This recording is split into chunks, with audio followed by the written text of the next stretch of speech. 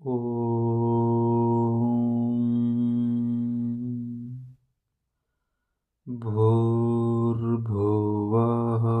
स्वः तत्सवितुर्वरेण्यं भर्गो देवस्य धीमहि धियो यो नः प्रचोदयात्।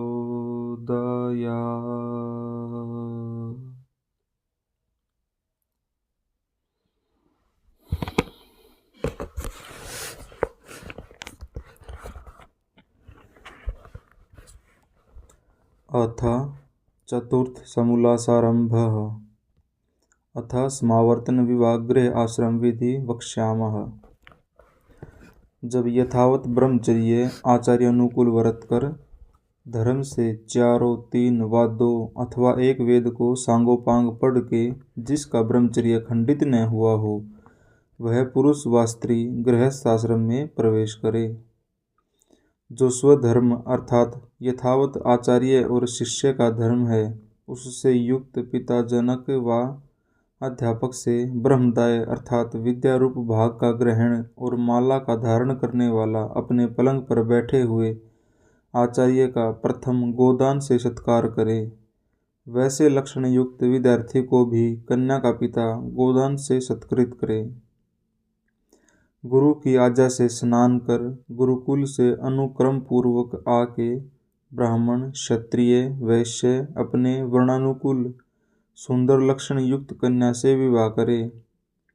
जो कन्या माता के कुल की 6 पीढ़ियों में न हो और पिता के गोत्र की न हो तो उस कन्या से विवाह करना उचित है। इसका यह प्रयोजन है कि यह निश्चित बात है कि जैसे प्रोक्ष पदार्थ में प्रीति होती है वैसी प्रत्यक्ष में नहीं। जैसे किसी ने मिश्री के गुण सुने हों और खाई न हो तो उसका मन उसी में लगा रहता है। जैसे किसी प्रोक्ष वस्तु की प्रशंसा सुनकर मिलने की उत्कट इच्छा होती है वैसे ही दूरस्थ अर्थात जो अपने गोत्र व माता के कुल में निकट संबंध की न हो तो उसी कन्या से भी वर का विवाह होना चाहिए। निकट और दूर विवाह करने में ये गुण हैं। 1. जो बालक बाल्यावस्था से निकट रहते हैं परस्पर क्रीड़ा लड़ाई और प्रेम करते एक दूसरे के गुण दोष स्वभाव बाल्यावस्था के विपरीत आचरण जानते और नंगे भी एक दूसरे को देखते हैं उनका परस्पर विवाह होने से प्रेम कभी नहीं हो सकता। 2. जैसे पानी में पानी मिलने से विलक्षण गुण नहीं होते वैसे एक गोत्र पितृ व मातृकुल में विवाह होने में धातुओं के अदल बदल नहीं होने से उन्नति नहीं होती। 3. जैसे दूध में मिश्री व सूंठे आदि औषधियों के योग होने से उत्तमता होती है वैसे ही भिन्न गोत्र मातृ पितृकुल से पृथक वर्तमान स्त्री पुरुषों का विवाह होना उत्तम है। 4. जैसे एक देश में रोगी हो वह दूसरे देश में वायु और खान पान के बदलने से रोग रहित होता है वैसे ही दूर देशस्थों के विवाह होने में उत्तमता है। 5. निकट संबंध करने में एक दूसरे के निकट होने में सुख दुख का भान और विरोध होना भी संभव है। दूर देशस्थों में नहीं और दूरस्थों के विवाह में दूर दूर प्रेम की डोरी लंबी बढ़ जाती है निकटस्थ विवाह में नहीं। 6. दूर दूर देश के वर्तमान और पदार्थों की प्राप्ति भी दूर संबंध में होने से दूर देश के वर्तमान और पदार्थों की प्राप्ति भी दूर संबंध होने में सहजता से हो सकती है निकट विवाह में नहीं। इसलिए कन्या का नाम दुहिता इस कारण से है कि इसका विवाह दूर देश में होने से हितकारी होता है निकट रहने में नहीं। 7. कन्या के पितृकुल में दारिद्र्य होने का भी संभव है क्योंकि जब जब कन्या पितृकुल में आवेगी तब तब इसको कुछ न कुछ देना ही होगा। 8. कोई निकट होने से एक दूसरे को अपने अपने पितृकुल के सहाय का घमंड, और जब कुछ भी दोनों में वैमनस्य होगा तब स्त्री झट ही पिता कुल में चली जाएगी। एक दूसरे की निंदा अधिक होगी और विरोध भी, क्योंकि प्रायः स्त्रियों का स्वभाव तीक्ष्ण और मृदु होता है। इत्यादि कारणों से पिता के एक गोत्र माता की 6 पीढ़ी और समीप देश में विवाह करना अच्छा नहीं। चाहे कितना ही धन धान्य, गाय, अजा, हाथी, घोड़े, राज्य, श्री आदि से समृद्ध ये कुल हों, तो भी विवाह संबंध में निम्नलिखित 10 कुलों का त्याग कर दें।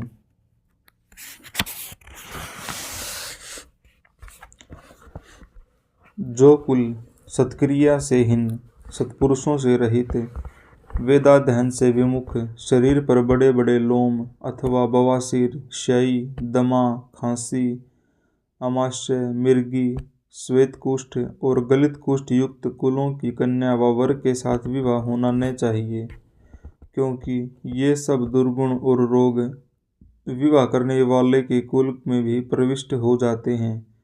इसलिए उत्तम कुल के लड़के और लड़कियों का आपस में विवाह होना चाहिए। न पीले वर्ण वाली, न अधिकांगी अर्थात पुरुष से लंबी चौड़ी अधिक बल वाली, न रोग युक्ता, न लोम रहित, न बहुत लोम वाली, न बकवाद करने हारी और भूरे नेत्र वाली, न रियक्ष अर्थात अश्विनी,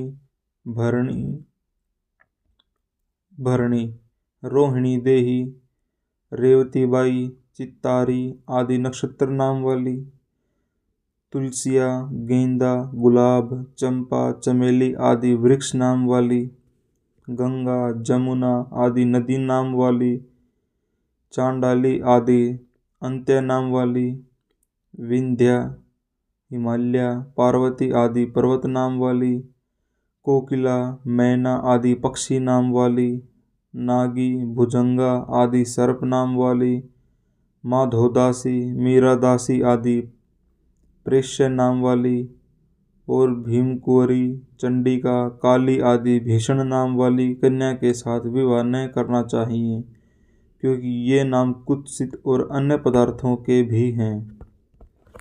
जिसके सरल सुधे अंग हों, विरुद्ध न हों, जिसका नाम सुंदर अर्थात यशोदा, सुखदा आदि हो, हंस और हथीनी के तुल्य जिसकी चाल हो, सूक्ष्म लोम, केश और दांत युक्त, और जिसके सब अंग कोमल हों, वैसी स्त्री के साथ विवाह करना चाहिए। विवाह का समय और प्रकार कौन सा अच्छा है? उत्तर: 16वें वर्ष से लेकर 24वें वर्ष तक कन्या और 25वें वर्ष से लेकर 48वें वर्ष तक पुरुष का विवाह समय उत्तम है। इसमें जो 16 और 25 में विवाह करे तो निकृष्ट, 18-20 वर्ष की स्त्री तथा 30-35 व 40 वर्ष के पुरुष का मध्यम, 24 वर्ष की स्त्री और 48 वर्ष के पुरुष का विवाह उत्तम है। जिस देश में इसी प्रकार विवाह की विधि श्रेष्ठ और ब्रह्मचर्य विद्याभ्यास अधिक होता है, वह देश सुखी, और जिस देश में ब्रह्मचर्य विद्या ग्रहण रहित बाल्यावस्था और अयोग्यों का विवाह होता है, वह देश दुख में डूब जाता है, क्योंकि ब्रह्मचर्य विद्या के ग्रहण पूर्वक विवाह के सुधार ही से सब बातों का सुधार और बिगड़ने से बिगाड़ हो जाता है। प्रश्न: यहाँ कुछ श्लोक दिए हुए हैं। ये श्लोक पाराशरी और शीघ्रबोध में लिखे हैं। अर्थ यह है कि कन्या 8वें वर्ष गौरी, 9वें वर्ष रोहिणी, 10वें वर्ष कन्या और उसके आगे रजस्वला संज्ञा हो जाती है। 10वें वर्ष तक विवाह न करके रजस्वला कन्या को माता पिता और भाई ये तीनों देख के नरक में गिरते हैं। उत्तर: ब्रह्मोवाच। यहाँ महर्षि जी ने भी ये कुछ वचन दिए हैं। इनके अर्थ: जितने समय में परमाणु एक पलटा खावे उतने समय को क्षण कहते हैं। जब कन्या जन्मे तब एक क्षण में गौरी, दूसरे क्षण में रोहिणी, तीसरे में कन्या और चौथे में रजस्वला हो जाती है।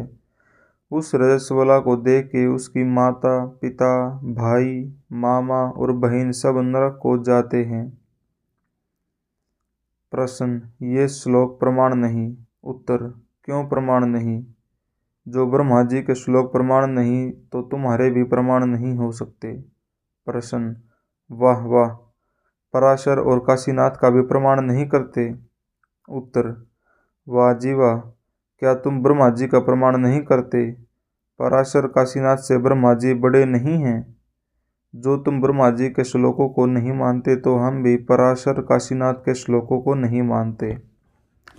प्रश्न, तुम्हारे श्लोक असंभव होने से प्रमाण नहीं, क्योंकि सहस्त्रों क्षण जन्म समय ही में बीत जाते हैं, तो विवाह कैसे हो सकता है? और उस समय विवाह करने का कुछ फल भी नहीं दिखता। उत्तर, जो हमारे श्लोक असंभव हैं तो तुम्हारे भी असंभव हैं, क्योंकि 8, 9 और 10वें वर्ष भी विवाह करना निष्फल है, क्योंकि 16वें वर्ष के पश्चात 24 वर्ष पर्यंत विवाह होने से पुरुष का वीर्य परिपक्व, शरीर बलिष्ठ, स्त्री का गर्भाशय पूरा और शरीर भी बलयुक्त होने से संतान उत्तम होते हैं। जैसे 8वें वर्ष की कन्या में संतानोत्पत्ति का होना असंभव है, वैसे ही गौरी रोहिणी नाम देना भी अयुक्त है। यदि गौरी कन्या न हो किंतु काली हो तो उसका नाम गौरी रखना व्यर्थ है। और गौरी महादेव की स्त्री, रोहिणी वसुदेव की स्त्री थी, उसको तुम पौराणिक लोग मातृ समान मानते हो। जब कन्या मात्र में गौरी आदि की भावना करते हो तो फिर उनसे विवाह करना कैसे संभव और धर्मयुक्त हो सकता है? इसलिए तुम्हारे और हमारे दो श्लोक मिथ्या ही हैं, क्योंकि जैसे हमने ब्रह्मवाच करके श्लोक बना लिए हैं, वैसे वे भी पराशर आदि के नाम से बना लिए हैं। इसलिए इन सब का प्रमाण छोड़ के वेदों के प्रमाण से सब काम किया करो। देखो मनु में कन्या रजस्वला हुए पीछे 3 वर्ष पर्यंत पति की खोज करके अपने तुल्य पति को प्राप्त होवे। जब प्रतिमास रजोदर्शन होता है तो 3 वर्षों में 36 बार रजस्वला हुए पश्चात विवाह करना योग्य है, इससे पूर्व नहीं। चाहे लड़का लड़की मरण पर्यंत कुमार रहें, परंतु असदृश अर्थात परस्पर विरुद्ध गुण कर्म स्वभाव वालों का विवाह कभी न होना चाहिए। इससे सिद्ध हुआ कि न पूर्वोक्त समय से प्रथम व असदृश्यों का विवाह होना योग्य है। प्रश्न, विवाह माता पिता के अधीन होना चाहिए व लड़का लड़की के अधीन रहे। उत्तर, लड़का लड़की के अधीन विवाह होना उत्तम है। जो माता पिता विवाह करना कभी विचारें तो भी लड़का लड़की की प्रसन्नता के बिना न होना चाहिए, क्योंकि एक दूसरे की प्रसन्नता से विवाह होने में विरोध बहुत कम होता है और संतान उत्तम होते हैं। अप्रसन्नता के विवाह में नित्य क्लेश ही रहता है। विवाह में मुख्य प्रयोजन वर और कन्या का है, माता पिता का नहीं, क्योंकि जो उनमें परस्पर प्रसन्नता रहे तो उन्हीं को सुख और विरोध में उन्हीं को दुख होता। और जिस कुल में स्त्री से पुरुष और पुरुष से स्त्री सदा प्रसन्न रहती है, उसी कुल में आनंद लक्ष्मी और कीर्ति निवास करती है। और जहाँ विरोध कलह होता है वहाँ दुख दारिद्र्य और निंदा निवास करती है। इसलिए जैसी स्वयंवर की रीति आर्यावर्त में परंपरा से चली आती है, वही विवाह उत्तम है। जब स्त्री पुरुष विवाह करना चाहे तब विद्या विनय शील रूप आयु बल कुल शरीर का परिमाण आदि यथायोग्य होना चाहिए। जब तक इनका मेल नहीं होता तब तक विवाह में कुछ भी सुख नहीं होता और न बाल्यावस्था में विवाह करने से सुख होता।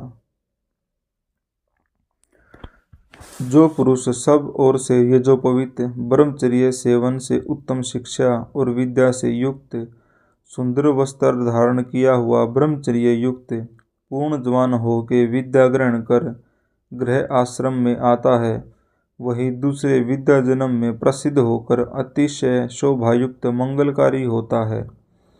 अच्छे प्रकार ध्यान युक्त विज्ञान से विद्या वृद्धि की कामना युक्त धैर्य युक्त विद्वान लोग उसी पुरुष को उन्नतिशील करके प्रतिष्ठित करते हैं, और जो ब्रह्मचर्य धारण विद्या उत्तम शिक्षा का ग्रहण किए बिना अथवा बाल्यावस्था में विवाह करते हैं, वे स्त्री पुरुष नष्ट भ्रष्ट होकर विद्वानों में प्रतिष्ठा को प्राप्त नहीं होते। जो किसी से दूही न हो, उन गोवों के समान बाल्यावस्था से रहित, सब प्रकार के उत्तम व्यवहारों का पूर्ण करने हारी, कुमारावस्था को उल्लंघन करने हारी, नवीन नवीन शिक्षा और अवस्था से पूर्ण युवावस्थास्थ स्त्रियां ब्रह्मचर्य सुनियमों से पूर्ण विद्वान के अद्वितीय बड़े प्रज्ञा शास्त्र शिक्षा युक्त, प्रज्ञा में रमण के भावार्थ को प्राप्त होती हुई तरुण पतियों को प्राप्त होके गर्भ धारण करें। कभी भूल के भी बाल्यावस्था में पुरुष का मन से भी ध्यान न करें, क्योंकि यही कर्म इस श्लोक और परलोक के सुख का साधन है। बाल्यावस्था में विवाह से जितना पुरुष का नाश, उससे अधिक स्त्री का नाश होता है। जैसे शीघ्र अत्यंत श्रम करने हारी, वीर्य सींचने में समर्थ पूर्ण युवावस्था युक्त पुरुष युवावस्थास्थ हृदयों को प्रिय स्त्रियों को प्राप्त होकर पूर्ण 100 वर्ष व उससे अधिक वर्ष आयु को आनंद से भोगते और पुत्र पौत्र से संयुक्त रहते रहें, वैसे स्त्री पुरुष सदा वर्तें। जैसे पूर्व वर्तमान शरद ऋतुओं और वृद्धावस्था को प्राप्त कराने वाली प्रातःकाल की वेलाओं को रात्रि और दिन शरीरों की शोभा को, अतिशय वृद्धपन बल और शोभा को दूर कर देता है, वैसे मैं स्त्री व पुरुष अच्छे प्रकार निश्चय करके ब्रह्मचर्य से विद्या शिक्षा शरीर और आत्मा के बल और युवा अवस्था प्राप्त हो ही के विवाह करूं। इससे विरोध करना वेद विरुद्ध होने से सुखदायक विवाह कभी नहीं होता।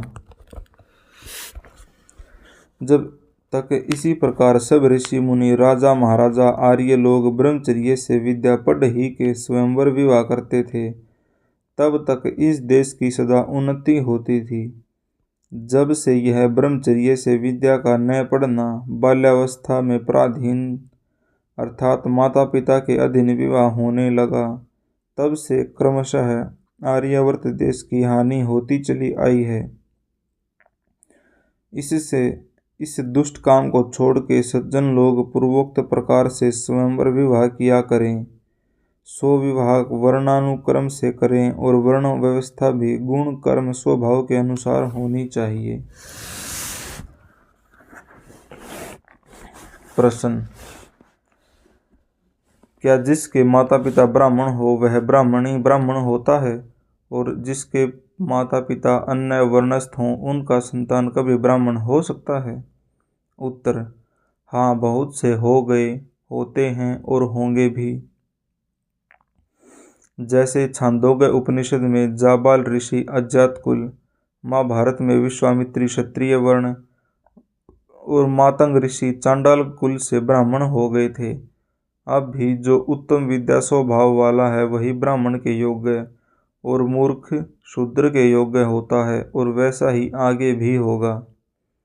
प्रश्न: भला जो रजवीर्य से शरीर हुआ है वह बदल कर दूसरे वर्ण के योग्य कैसे हो सकता है? उत्तर: रजवीर्य के योग से ब्राह्मण शरीर नहीं होता, किंतु पढ़ने पढ़ाने विचार करने कराने नानाविध होम के अनुष्ठान संपूर्ण वेदों को शब्द अर्थ संबंध स्वरोच्चारण सहित पढ़ने पढ़ाने पूर्णमासी इष्ट आदि के करने पूर्वोक्त विधि पूर्वक धर्म से संतानोत्पत्ति पूर्वोक्त ब्रह्म यज्ञ देव यज्ञ पितृ यज्ञ वैश्य देव यज्ञ और अतिथि यज्ञ अग्निष्टोम आदि यज्ञ विद्वानों का संग सत्कार सत्य भाषण परोपकार आदि सत्य कर्म और संपूर्ण शिल्प विद्या पढ़ के दुष्टाचार छोड़ श्रेष्ठाचार में वर्तने से यह शरीर ब्राह्मण का किया जाता है। क्या इस श्लोक को तुम नहीं मानते हैं? फिर क्यों रजवीर्य के योग से वर्ण व्यवस्था मानते हो? मैं अकेला नहीं मानता, किंतु बहुत से लोग परंपरा से ऐसा ही मानते हैं। प्रश्न, क्या तुम परंपरा का भी खंडन करोगे? उत्तर, नहीं, परंतु तुम्हारी उल्टी समझ को नहीं मान के खंडन भी करते हैं। प्रश्न, हमारी उल्टी और तुम्हारी शुद्ध समझ है, इसमें क्या प्रमाण है?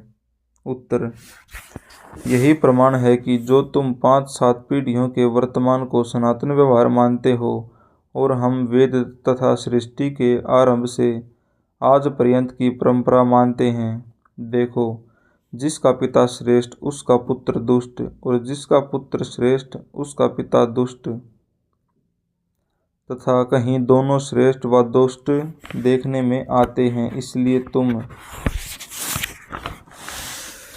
लोग भ्रम में पड़े हो। देखो, मनु महाराज ने क्या कहा है, जिस मार्ग से इसके पिता पितामह चले हों उस मार्ग में संतान भी चलें, परंतु जो सत्पुरुष पिता पितामह हों उन्हीं के मार्ग में चलें, और जो पिता पितामह दुष्ट हों तो उनके मार्ग में कभी न चलें, क्योंकि उत्तम धर्मात्मा पुरुषों के मार्ग में चलने से दुख कभी नहीं होता। इसको तुम मानते हो वा नहीं? हाँ हाँ, मानते हैं। और देखो, जो परमेश्वर की प्रकाशित वेदोक्त बात है वही सनातन, और उसके विरुद्ध है वह सनातन कभी नहीं हो सकती। ऐसा ही सब लोगों को मानना चाहिए वा नहीं? अवश्य चाहिए। जो ऐसा न माने तो उससे कहो कि किसी का पिता दरिद्र हो, उसका पुत्र धनाढ्य होवे, तो क्या अपने पिता की दरिद्रावस्था के अभिमान से धन को फेंक देवे? क्या जिसका पिता अंधा हो उसका पुत्र भी अपने आँखों को फोड़ लेवे? जिसका पिता कुकर्मी हो क्या उसका पुत्र भी कुकर्म को ही करे? नहीं नहीं, किंतु जो जो पुरुषों के उत्तम कर्म हो उनका सेवन और दुष्टों के कर्मों का त्याग कर देना सबका अत्यावश्यक है। जो कोई रजवीर्य के योग से वर्णाश्रम व्यवस्था माने और गुण कर्मों के योग से न माने, तो उससे पूछना चाहिए कि जो कोई अपने वर्ण को छोड़ नीच अंत्यज अथवा क्रिश्चियन मुसलमान हो गया हो, उसको भी ब्राह्मण क्यों नहीं मानते? यहाँ यही कहोगे कि उसने ब्राह्मण के कर्म छोड़ दिए इसलिए वह ब्राह्मण नहीं है। इसी से यह भी सिद्ध होता है कि जो ब्राह्मण आदि उत्तम कर्म हैं वे ही ब्राह्मण आदि, और जो नीच भी उत्तम वर्ण के गुण कर्म स्वभाव वाला होवे तो उसे भी उत्तम वर्ण में, और जो उत्तम वर्णस्थ होकर नीच काम करे उसको नीच वर्ण में गिनना अवश्य चाहिए। प्रश्न, यह यजुर्वेद के 31वें अध्याय का 11वां मंत्र है। इसका यह अर्थ है कि ब्राह्मण ईश्वर के मुख, क्षत्रिय बाहु, वैश्य उरु और शूद्र पगों से उत्पन्न हुआ है। इसलिए जैसे मुख न बाहु आदि और बाहु आदि न मुख होते हैं, इसी प्रकार ब्राह्मण न क्षत्रियादि और क्षत्रियादि न ब्राह्मण हो सकते हैं। उत्तर, इस मंत्र का अर्थ जो तुमने किया है वह ठीक नहीं, क्योंकि यहाँ पुरुष अर्थात निराकार व्यापक परमात्मा की अनुवृत्ति है। जब वह निराकार है तो उसके मुख आदि अंग नहीं हो सकते। जो मुख आदि अंग वाला हो वह पुरुष अर्थात व्यापक नहीं, और जो व्यापक नहीं वह सर्वशक्तिमान जगत का सृष्टा, धर्ता, प्रलयकर्ता, जीवों के पाप पुण्यों की व्यवस्था करने हारा, सर्वज्ञ, अजन्मा, मृत्यु रहित आदि विशेषण वाला नहीं हो सकता। इसलिए इसका यह अर्थ है कि जो पूर्ण व्यापक परमात्मा की सृष्टि में मुख के सदृश सब में मुख्य उत्तम हो वह ब्राह्मण। बलवीर्य का नाम बाहु है, वह जिसमें अधिक हो सो क्षत्रिय। कटी के अधो और जानु के उपरिस्थ भाग का नाम है। जो सब पदार्थों और सब देशों में उरु के बल से जावे आवे प्रवेश करे वह वैश्य, और जो पक्के अर्थात नीच अंग के सदृश मूर्खत्वादि गुण वाला हो वह शूद्र है।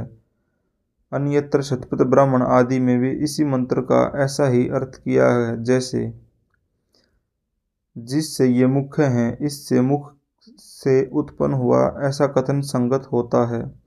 अर्थात जैसा मुख्य सब अंगों में श्रेष्ठ है, वैसे पूर्ण विद्या और उत्तम गुण कर्म स्वभाव से युक्त होने से मनुष्य जाति में उत्तम ब्राह्मण कहता है।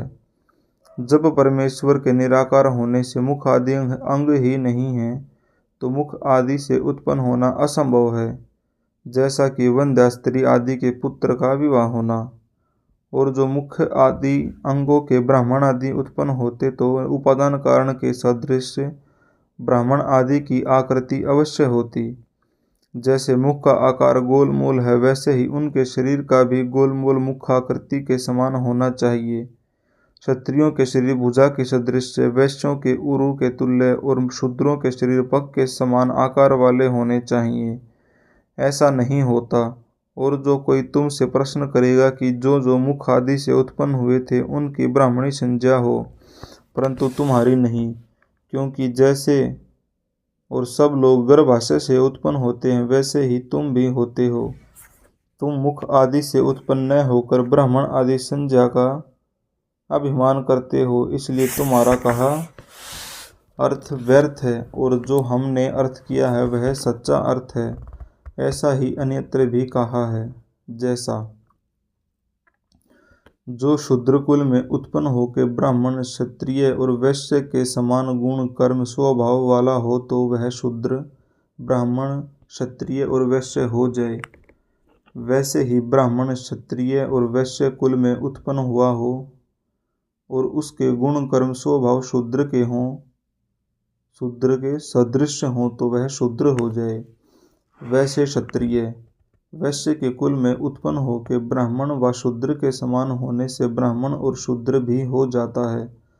अर्थात चारों वर्णों में जिस जिस वर्ण के सदृश जो पुरुष व स्त्री हो, वह उसी वर्ण में गिनी जावे। धर्माचरण से निकृष्ट वर्ण अपने से उत्तम उत्तम वर्ण को प्राप्त होता है, और वह उसी वर्ण में गिना जावे कि जिस जिसके योग्य होवे।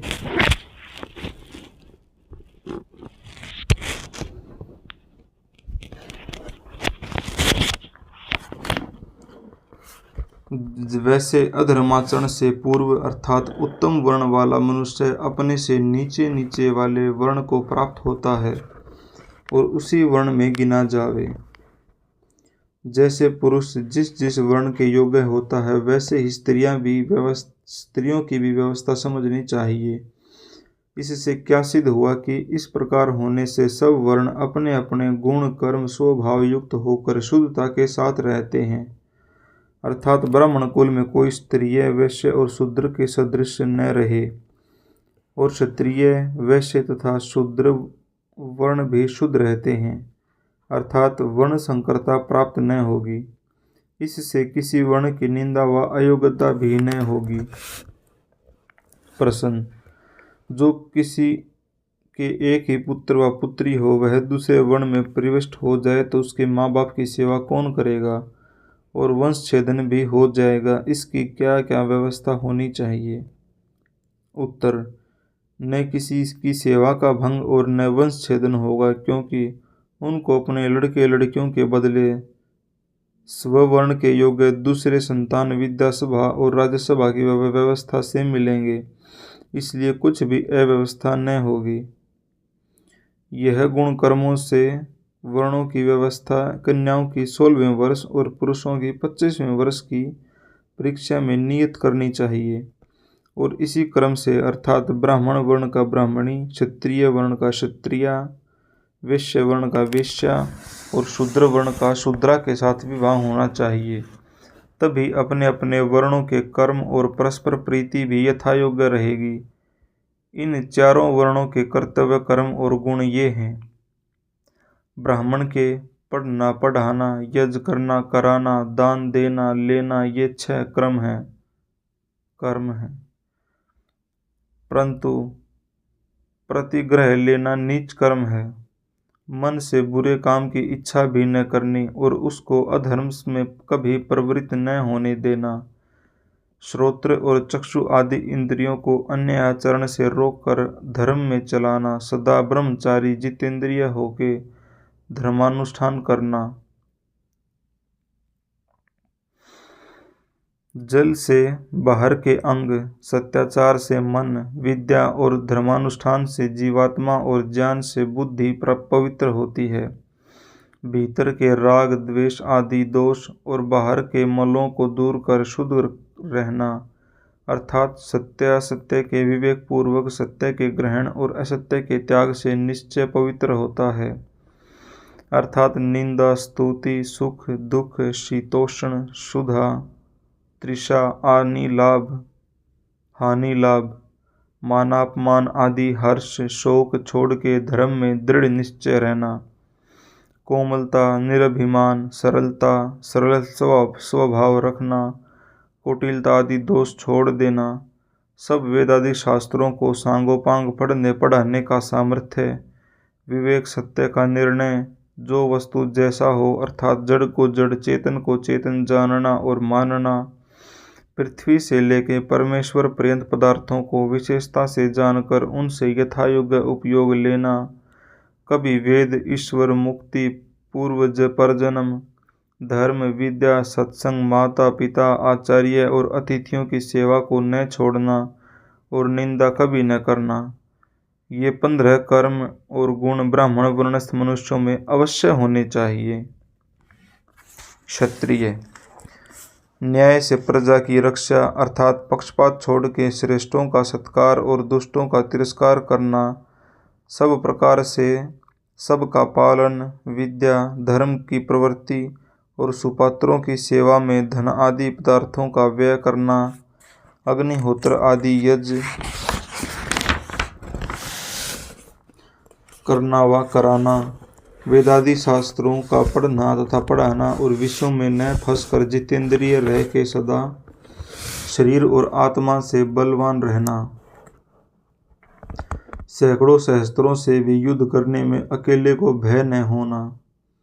सदा तेजस्वी अर्थात दीनता रहित, प्रगल्भ, दृढ़ रहना, धैर्यवान होना, राजा और प्रजा संबंधी व्यवहार और सब शास्त्रों में अति चतुर होना।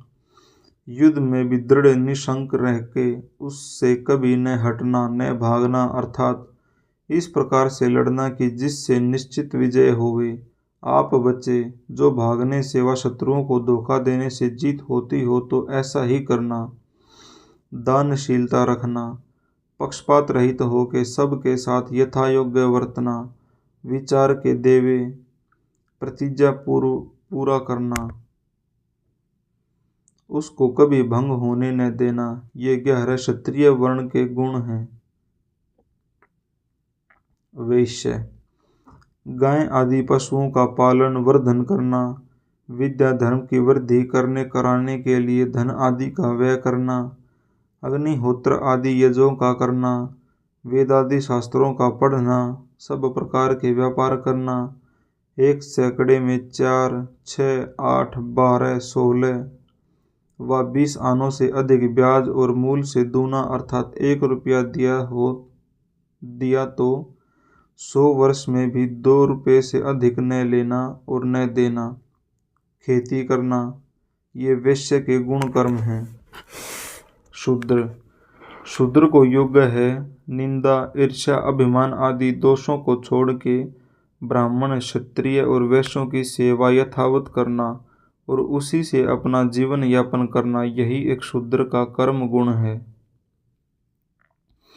ये संक्षेप से वर्णों के गुण और कर्म लिखे। जिस जिस पुरुष में जिस जिस वर्ण के गुण कर्म हो उस वर्ण का अधिकार देना। ऐसी व्यवस्था रखने से सब मनुष्य उन्नतिशील होते हैं, क्योंकि उत्तम वर्णों को भय होगा कि जो हमारे संतान मूर्खत्व आदि दोष युक्त होंगे तो शूद्र हो जाएंगे, और संतान भी डरते रहेंगे कि जो हम उक्त चाल चलन और विद्या युक्त न होंगे तो शूद्र होना पड़ेगा, और नीच वर्णों को उत्तम वर्णस्थ होने के लिए उत्साह बढ़ेगा। विद्या और धर्म के प्रचार का अधिकार ब्राह्मण को देना, क्योंकि वे पूर्ण विद्यावान और धार्मिक होने से उस काम को यथायोग्य कर सकते हैं। क्षत्रियों को राज्य के अधिकार देने से कभी राज्य की हानि व विघ्न नहीं होता। पशुपालन आदि का अधिकार वैश्यों ही को होना योग्य है, क्योंकि वे इस काम को अच्छे प्रकार कर सकते हैं। शूद्र को सेवा का अधिकार इसलिए है कि वह विद्या रहित मूर्ख होने से विज्ञान संबंधी काम कुछ भी नहीं कर सकता, किंतु शरीर के काम सब कर सकता है। इस प्रकार वर्णों को अपने अपने अधिकार में प्रवृत्त करना राजा आदि सभ्य जनों का काम है। आज बस इतना ही।